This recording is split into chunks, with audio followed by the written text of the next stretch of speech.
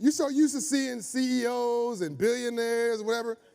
The CEO of one of the largest companies in the world with a woman CEO.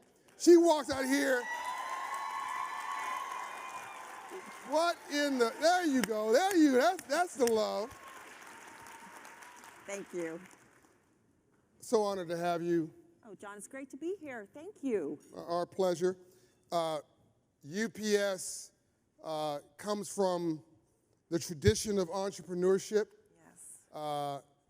Casey was a dreamer with a bicycle route, basically. He was the founder of UPS, as I understand it, you correct me if I'm wrong, was really delivering packages on a bicycle. I think it's Jim Casey, in the early 1900s, 1907. That's right.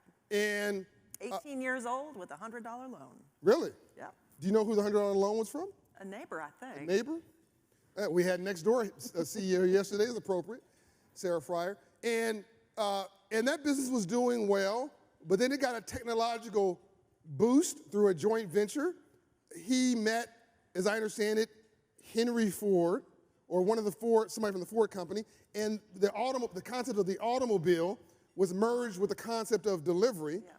And this merging created the modern delivery company. We now call it a logistics company because now you're doing air and freight and air and sea and all this kind of stuff. And you're almost a technology company as well. We'll maybe talk a little about that. But people don't realize that big businesses were once small ones. Right. It's the foundation of our country. It's what makes our country great. Yes. We are driven by entrepreneurs. Yes. And you know more about this than most CEOs, Carol, because you also worked in a small bank.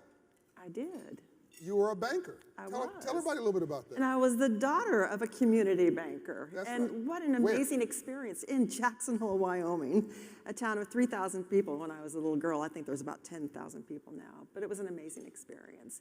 And my dad, I will tell you, he was maybe a better person than a banker, because he was dedicated to making sure that people could continue to drive their business no matter what came their way. So some of the loans maybe weren't so good, but he was really committed to the community and doing the right thing. He was invested in the people. In the people. The people were the product. They were. They were. We're going to come back to that. So a little bit of daddy seeped into you. So you went from being a banker, and as part of your career evolution, you ended up at Home Depot. I did. And what'd you do there?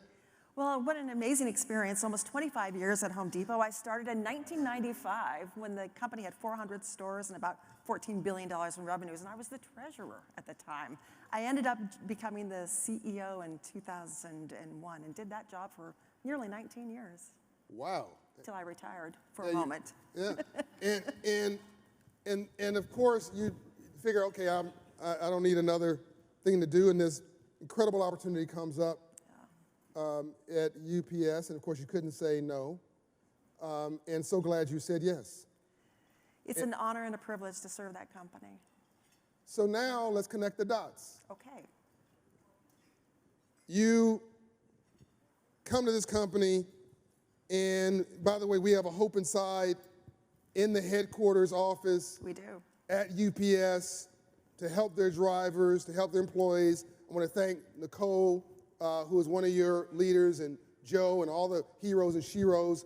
And you also work with us during disasters. Yes. Hope Inside disaster. You're helping us in Maui right now. All the disasters that happened, our Hope Inside disaster division. You guys have always been there with logistics support and monetary support to help us help communities. We also help your employees to get financial well-being and financial wellness. Ed, our friend Ed talked a little bit about that before this session. So we call it Hope in the Hub. Thank you for that. It's called Hope in the Hub. Hope in the Hub. Thank you for that. Honored, and hopefully we can get into that. But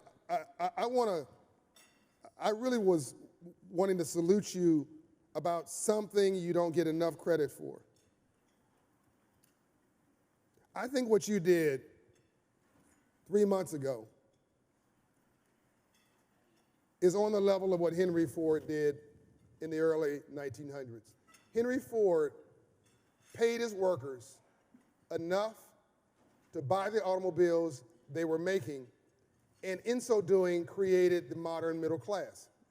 Now, he wasn't trying to do that. He was trying to have the best business plan. He had this new manufacturing process. Nobody liked it. Nobody wanted to work it. So he had to create a situation where people wanted to come to work. It just so happened everybody won. It was alignment. You did something, and again, I don't think you woke in the morning and said, I want to, be the news story for this cycle. But you were forced to have a conversation that you've mastered. And before I get to the drop the mic moment, it is a true drop the mic. Again, literally, you changed the game. Let me start by saying my mother worked at a union shop. But my mother also understood that she had to make sure that her employer was successful. Because if the employer wasn't successful, she wasn't going to have a job. Right. And what we have got to stop doing is we've got to stop having unions and management at loggerheads fighting over each other, trying to cut each other's throat. I mean, some of my friends say, oh, I hate rich people. No, you don't. No, you don't. You hate rich people until you become rich. Am I talking to myself? What you hate is a game system. Yeah. What you hate is a system that is stacked against you. What you hate is that somebody is succeeding and they don't deserve it, and you deserve it and you don't. That's what you really hate. Can I get an amen? Amen. So let's knock it off. You want to be successful. Well, who wouldn't want to be if you aspire to that? And so let's get that out of the way. Unless we all want to be speaking Mandarin in 10 years because some other country wants to be us, we got to figure out if we're better together, which means management and the worker has to see their role in alignment. Yeah. And as Ed said earlier, if the company does better, then the worker does better. You went about it differently than Ed, but to me, as magnificent. This lady, with all this pressure on her and all this stress and people giving her no solutions, just complaints, she comes out. Please tweet this. Please share. We spread bad news. I want you to spread some good news. This lady, first female CEO at UPS? Yes. Yeah. First outsider. First outsider. First outsider. First outsider, yeah. Well, a cool haircut.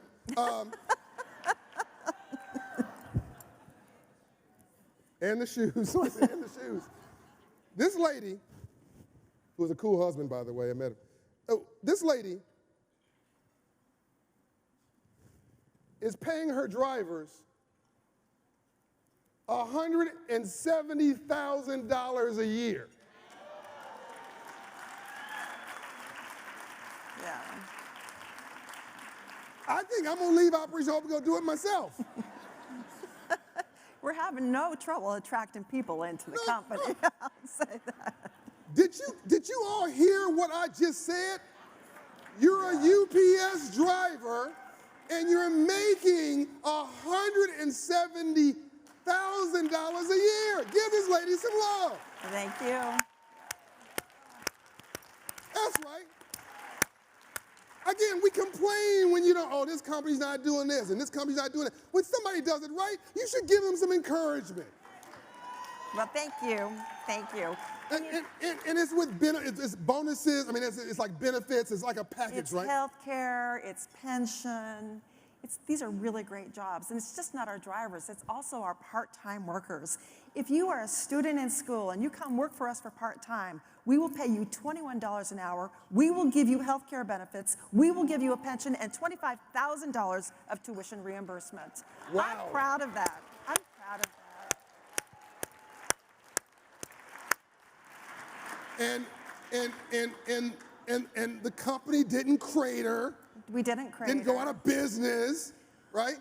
It did, yes, there was a little bit of a drop in the annual profitability. I mean, like minor, as they had to take the charges. We did. Anybody who's an accountant here knows you got to take the charges as it happens.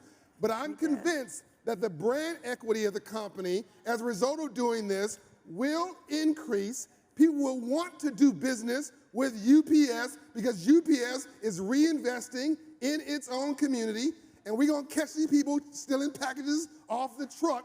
We're gonna run them down ourselves. This is a personal commercial for me. Well, and we're doing this with service levels that are better than anybody else, with service levels that are better than anybody else in the industry. So I'm proud of that too, but it's a win-win-win, right? Yeah. If you invest in your people, they take care of your customers, and everything else takes care of itself. Yeah.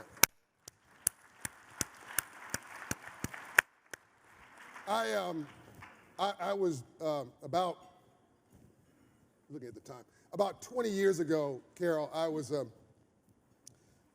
walking in an inner city in South Central LA, and I always wear a suit because we model what we see. Yeah. And there was a time when I, growing up, my father's generation, everybody wore suits, and ladies wore dresses, and things have changed, but I think that they're going to change again. There's a whole other conversation. But I was walking down the street, and this brother was walking towards me, twice my size. This guy clearly owned the neighborhood and the culture of the neighborhood, and he wanted me to move. Oh. So he's walking down the street, I'm walking down the street, and I gladly moved over to the side, but he had his head down. I made sure, Carol, to look him in the eyes as we were passing by. I said, "Hey, man, what's up?" And he said, "Yo, man, what's up?" And that was it. That was respect. He passes by me. I keep going. There's 3 guys now sitting next to a car staring at me. "Yo, man, what you doing in our neighborhood? You look kind of fancy, man. We want what you got." They're about to rob me. Tried to rob me. They don't know I'm from the neighborhood. Yeah. That wasn't going to be quite Not so gonna happen, easy. right. Don't let the suit fool you. And the guy, who unfortunately I didn't meet, I don't know his name, he turns around, Carol, and he says, "Yo, man, leave him alone. He's with me." Oh. How about that? They're like, "Yo," they did this. And I was golden for the whole time. I was looking at a property I wanted to buy. All he wanted was respect.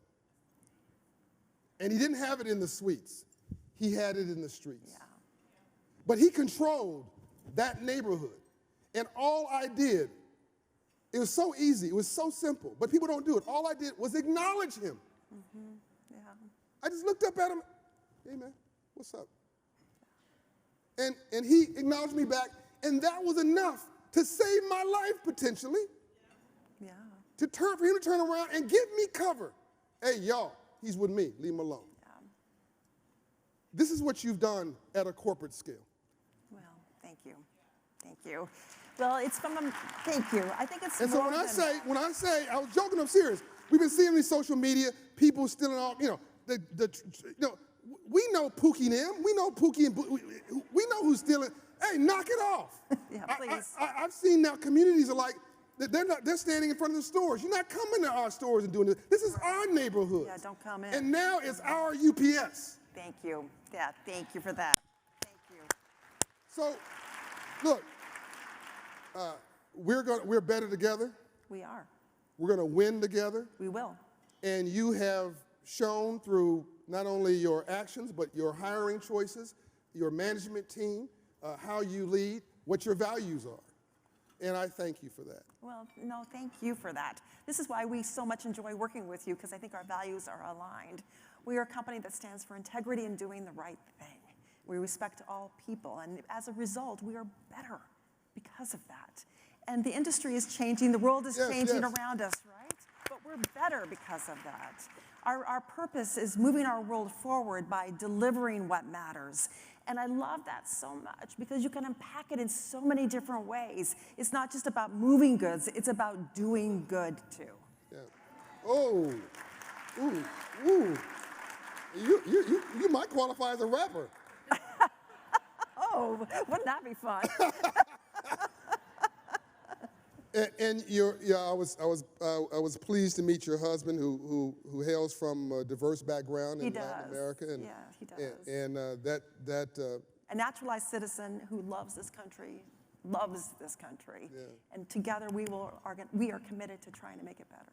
You just never know people's story. I know it. You know? I know it. And I wanted people to know you not only just as a leader, but as a human being. Thank you. And it is so difficult sitting in that seat. And no good deed shall go unpunished. Yeah. But I'll tell you, $170,000 a year for somebody who might have a high school education, Right. but there's no limit to their hustle, to their integrity, to their intelligence, to their strengths. As Michael Milken and President Clinton have said together to me, this country, this world has equally distributed intelligence, just not opportunity. Yeah. What you have done is taken a situation that might have been viewed as a problem and turned it into an opportunity for everybody. You move rainbows out of storms. You cannot have a rainbow without a storm first. I literally believe you've set a standard for other companies to now look and say, okay, well, her business seems to have done well. She did this, and her stock is stabilized, and her shareholder value is up, and communities are rallying behind her and the company, and they continue to prosper, and maybe we can do that too. Thank you. Thank you. Thank you. Thank you, everybody. Thank you. Is there anything that you want this audience to know about what's in your head right now, what's in your heart, what's in your spirit, where are you going from here, and how can we help you get there? Yeah, it's an interesting time for logistics. It's an interesting time for global trade, right? There are a lot of challenges around the world, and as geopolitical tensions continue to rise, trade lanes are shifting. So we've got to change our business. We do. We have to go to where our customers are going, which means more and more businesses leaving China and going to other parts of the world. We've got to be agile here. We've got to change. And I think for all of us, wherever we are in our careers and our lives, agility is the name of the game. Agility. What brought to the party isn't going to take you to the next party. We really have to be agile. You really are a rapper. Well, maybe, I don't know. But this is sort of like my. I'm gonna try to get T out to give you a contract. Yeah, well. But agility is the name of the game. Agility is the name of the game. And so that's what I would encourage everybody to talk about when you're talking in your respective businesses and organizations and with your teams and your people. How do we become more agile? More agile. How do we think, look around corners? Because the rate of change is accelerating. And then the advent of generative AI and technology that is eating the world. What are we going to do to take advantage of that and not be afraid of it? For me, it's about creating an opportunity to upskill people. Yeah. Teach them trades that maybe they never thought they would do. Because right now, if you have a co-pilot, a digital co-pilot sitting with you, you can write any code. It's just a language. Yeah. So imagine what we can do for people from a job perspective. Technology shouldn't scare us. It should excite us about what we can do and how we can lean into it, because we're going to lean into it in a big way. I have seen robots unloading trailers and loading trailers. I'm like, all right, I like that. Robots don't get sick. They don't call out, right? No attitude. They don't have an attitude. Right. So I'm like, all right. I like the robots. But how do I bring the robots in but not destroy the jobs? That's Got to right. create opportunities. Have people monitoring the robots. Exactly. Repairing the robots. Exactly. Yeah. Having the technology skills to do just that. So we are opening up our tech university, which traditionally was just for our IT folks. Yeah. We're opening it up to all UPSers. If you've got a propensity, you want to learn how to code, we're going to teach you how. So you're going to teach your existing. We are, absolutely. We're going to teach you how. And I think that's part of what we have to do. So you're teaching, and this is so important because it hits on something else that there's a real problem in this country. You're teaching current workers the skills for the next generation of jobs. Yes. So what happened in the Industrial Revolution is you had this generation of high school educated people, and in this particular case, it was high school educated white people who had you could get a factory job that paid you a living wage. You had a house, you had a pickup truck, and you had a boat, and you had a middle class life. And then the Industrial Revolution just walked away from them. Yeah. And we didn't retrain them. And we left them alone for 70 years. And they're frustrated, and now they're, in my opinion, they're rioting at the ballot box. They're upset that no one's paid attention to them. And they should be upset. They should be And upset. what you have done is you've said, I don't want frustrated workers. I don't want ex-workers. I want new Exactly. workers for the new generation. Exactly. So you're skilling them up. Yeah, that's the future of our country. And if we all did this, imagine what could happen. Imagine. So is this your case for optimism? This is just one case for optimism, but it's there are lots of reasons for optimism. You're positive. I am positive. And last thing I'll say, and we're out of time, but a logistics company, people just see the delivery function. A logistics company, first of all, you're one of the largest airlines in the world. We are. We are what? One of the largest You're airlines. one of the largest, okay. I want to make sure I got it right. Yes, you got it right. And by the way, I hate to fly, so isn't that ironic? You know, our pilots are like, why don't you fly with me? I'm like, oh, no. but they're good. So you could actually jump on a UPS plane and go anywhere in the world. I could jump seat. Yeah, I could jump a seat. jump seat, which is the seat they put behind the pilots. Behind the yeah, pilots. because there's all a bunch of cargo in the plane. And so when something's going on in the world, really you guys know before the Department of Commerce. We do. You got your hand logistically on every the minute, pulse every minute of every trade. day. So you see the numbers like decreasing in, let's say, China, increasing in Vietnam, all this stuff. It's fascinating. It is fascinating. And we're investing in new technology to lean into what's happening in biopharmaceuticals, which is so very exciting. When you think about new treatments that are coming up for cancer and all these horrible diseases that many of us have family members, or even perhaps we have suffered from.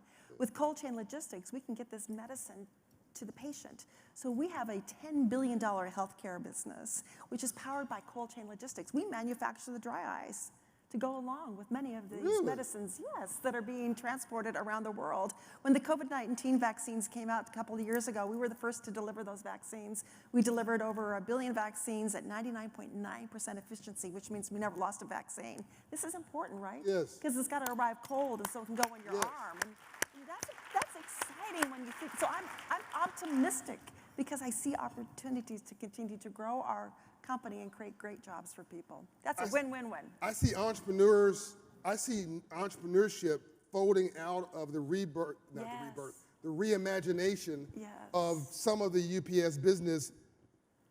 And it really is speaking to what this afternoon, Sam Altman's going to be here. Oh, good. Yeah, great. And awesome. I see AI as a chance for you to reimagine parts of your business enterprise. Without a doubt. Without a doubt. I know we're out of time, but I'll just share this one little data point with you. What's the #1 question I get? Well, you don't know, but I'll tell you what the #1 question I get is. That is, where is my package? And I'm like, I don't know. I don't know. Yeah, I'll be texting you on Christmas Eve. Carol, where is it? But we're putting RFID tags on all of our packages. These are radio frequency tags, so we will now know every package where it is along the destination. How cool is that? And then with generative AI, I have 10,000 people in customer care centers around the world.